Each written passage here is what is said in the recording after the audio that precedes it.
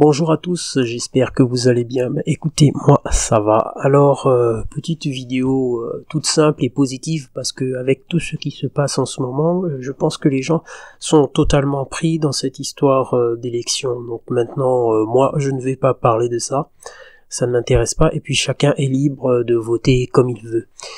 Alors je vais vous parler de la musculation, de la manière la plus simple possible et c'est comme ça que j'aime faire les choses. Comment je suis arrivé à faire de la musculation en fait?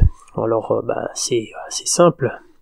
En fait j'avais ce besoin de ressentir mon corps avec une certaine fermeté, ce qui a fait que j'ai beaucoup fait des entraînements au poids de corps, on va dire, avec ce que j'avais au tout début.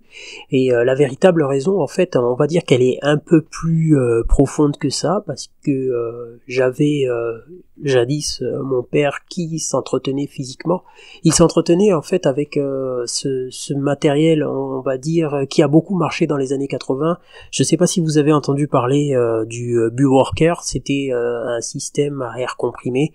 Alors c'était comme une grosse barre avec deux cordes, soutenues par deux cordes, et on pouvait appuyer, faire différents mouvements tels que les rowing, les biceps, les soulevés de terre et tout. Bon, c'était vraiment le matériel minimum, et puis ça m'a beaucoup inspiré de voir mon père donc pratiquer et faire attention à sa santé et aussi à sa forme physique. Donc voilà, et après s'en est suivi l'expérience à l'armée qui a fait que j'ai acquis une certaine endurance et aussi un certain une certaine envie de dépassement. Même si ça a été un peu pénible au début, et puis quand on est jeune et qu'on ne comprend pas les bénéfices du sport, donc on ne comprend pas. En fait, mon expérience à l'armée a été positive après, mais pendant que j'y étais, en fait, je rechignais un peu, mais il fallait aller jusqu'au bout, et j'allais jusqu'au bout.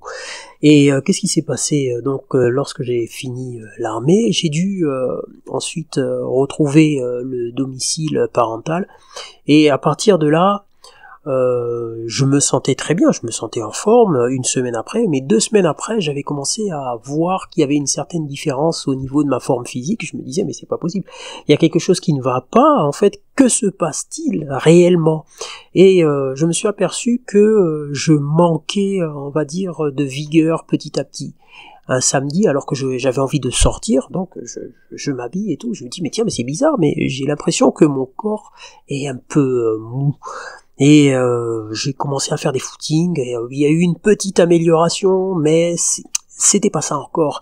Alors un jour j'avais un petit mon cousin, et un petit cousin qui était plus jeune que moi m'avait dit, écoute, il y a une salle qui va s'ouvrir là, et il y aura une inauguration. Alors qu'est-ce que j'ai fait? J'ai dit, écoute, on y va, vu que c'était un samedi. Alors je suis allé passer l'après-midi là-bas, et puis à partir de ce moment-là, il y a eu, comme je veux dire, une sorte de révélation. Je vous explique, la révélation elle est venue comment? On m'a proposé d'essayer un banc de développé couché. Donc je crois que c'était un Panatta avec une barre olympique, et il y avait 2 disques de 20 de chaque côté. À ma grande surprise, j'ai réussi à lever la barre parce que c'était quand même 60 kilos, et moi, à la base, je pesais combien à ce moment-là? J'étais dans les 65 kilos. Et j'ai levé 1 fois, 2 fois, 3 fois, je crois, je ne sais plus, et puis lorsque j'ai reposé la barre, j'ai senti une sorte de congestion, j'ai senti vraiment que mon corps mes pectoraux étaient en train de se raffermir, et à partir de ce moment-là, je me suis dit, tiens, mais alors si ça marche sur les pectoraux, c'est que ça peut marcher sur tout le corps. Et puis c'est le début de cette histoire en fait. C'est venu comme ça. Et là nous sommes en 1995. Et j'ai commencé à m'entraîner petit à petit. J'ai commencé à collecter ce que je pouvais, c'est-à-dire un haltère. Le premier haltère que j'ai eu, je crois qu'il pesait, je ne sais plus s'il pesait 14 kilos ou je ne sais plus. J'ai oublié en fait. En fait c'était un très bon haltère en tout cas. Et j'ai fait les biceps, je faisais que ça, parce que je n'y connaissais, mais alors strictement rien. Et lorsque j'ai quitté donc le domicile parental. J'ai commencé à m'installer chez moi dans un petit studio qui était on va dire à Libreville, Carrefour London, pour ceux qui connaissent, je vous salue. Et il y avait une salle qui s'appelait Body Gym qui était juste à à peu près, je dirais 100 mètres de là où j'habitais, donc je pouvais faire ce chemin-là à pied. Je suis allé m'inscrire là-bas. Et j'ai commencé, donc je me souviens encore de ma première, mon premier entraînement. Il s'agissait de quoi? Il s'agissait de faire les jambes. Ah oui, j'ai commencé par les jambes. Ah oui, j'ai pas commencé par les pecs justement. J'ai commencé par les jambes et puis j'ai été un peu déçu parce que je me disais que je vais faire des mouvements, je vais mettre des charges, non. Et les personnes qui se sont occupées de moi, qui m'ont coaché justement, ont plus basé cet entraînement sur l'exécution du mouvement. Alors c'était un mouvement, donc les squats, qui pourtant paraissent simples, mais alors il a fallu que j'apprenne les positionnements parce que je n'avais aucune base, mais alors pas du tout.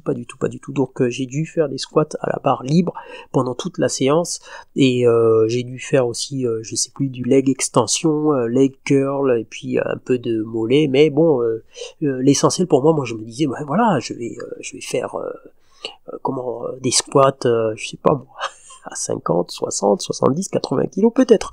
Mais bon, j'en étais incapable à ce moment-là. Puis voilà, et depuis ce temps-là, donc c'est devenu pour moi quelque chose d'indispensable après plus de 27 ans que je pratique.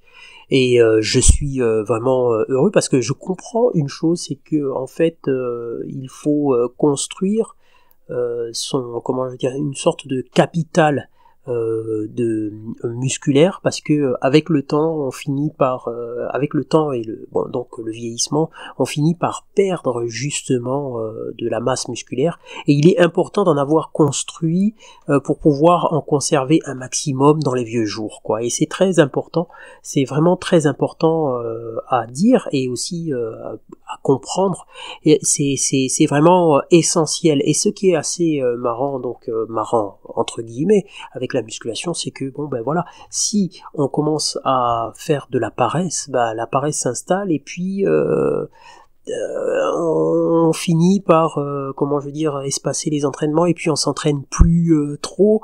Mais il y a une chose quand même qui est que j'ai remarqué, qui est importante, c'est que lorsque l'on retombe dans certaines photos, des vieux souvenirs, on finit par culpabiliser, et puis on s'y remet. Et puis lorsqu'on s'y remet justement à la musculation, on est heureux parce que on retrouve une certaine forme, et on se rend compte donc à ces moments-là que l'arrêt, c'est quelque chose à éviter. On peut s'arrêter, mais pas s'arrêter, sur du long terme. Le repos, bien sûr, est important, parce que c'est pendant le repos que l'on construit, et on construit par la réparation des fibres musculaires. Donc voilà. Et voilà, en gros, c'est ça mon histoire avec la musculation. Donc je vais toujours prêcher cette parole, même pour certaines personnes, parce que beaucoup de personnes ne peuvent pas comprendre pourquoi j'ai un tel engouement, parce que lorsque l'on n'a pas, on va dire, atteint un certain niveau, lorsqu'on n'a pas forcé sportivement, on ne peut pas comprendre l'intérêt que certaines personnes peuvent porter à cette activité qu'est la musculation.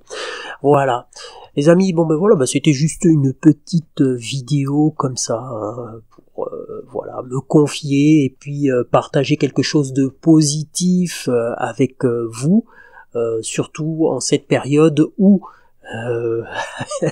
je me rends compte que politiquement parlant, je passe à un autre sujet, politiquement parlant, c'est toujours la même chose. On parle toujours d'immigration et des méfaits entre parenthèses soi-disant, mais il y a beaucoup de propagande dans certains réseaux sociaux, surtout X, et lorsque l'on regarde, c'est assez répétitif, donc les gens finissent par accepter ce qu'on a envie ce que certaines personnes veulent qu'ils acceptent dans leur conscient, dans leur inconscient, je ne sais pas.